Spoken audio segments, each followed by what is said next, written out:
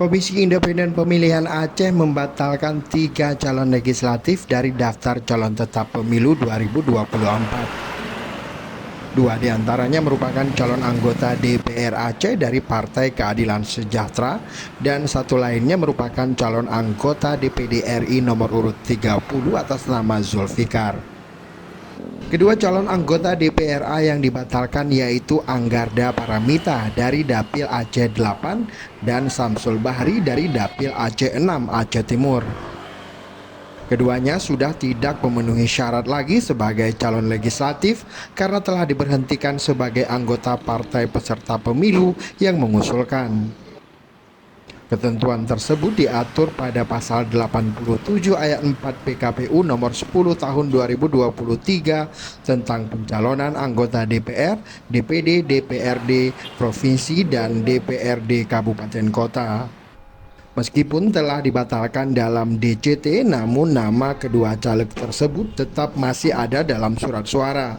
Jika ada pemilih yang mencoblos pada hari pencoblosan nantinya, maka suaranya tetap dianggap sah dan akan dialihkan ke suara partai.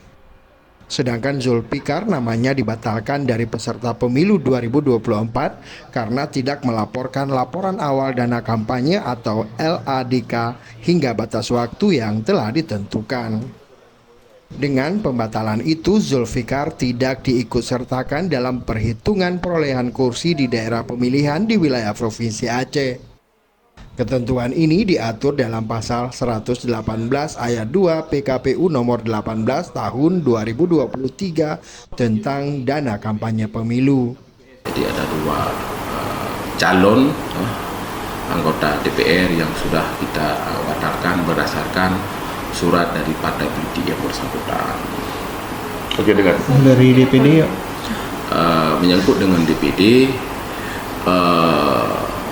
berdasarkan PKPU nomor 18 tentang pelaporan dana kampanye, sampai dengan batas terakhir kemarin tanggal 7 Januari ya, seluruh ya peserta pemilu baik tingkat partai politik maupun DPD itu wajib dilaporkan, wajib disampaikan laporan awal dana kampanye atau LADK sampai dengan tanggal 7.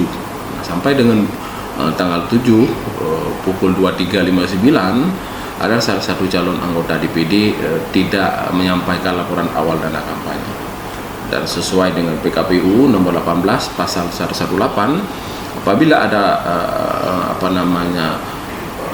calon ataupun peserta pemilu yang tidak menyampaikan laporan awal dana kampanye dan dilaksanakan proses klarifikasi dan selanjutnya akan dibatalkan menjadi peserta pemilu sesuai dengan tingkatannya masing-masing. Sebelumnya, KIP Aceh telah melakukan klarifikasi kepada pengurus PKS yang memberhentikan dua calegnya dan kepada caleg DPD yang tidak melaporkan LADK. Pembatalan 3 nama peserta pemilu ini akan diumumkan oleh petugas KPPS pada hari pencoblosan sebelum pemungutan suara dimulai. Dari Banda Aceh, Tim Liputan Aceh Video.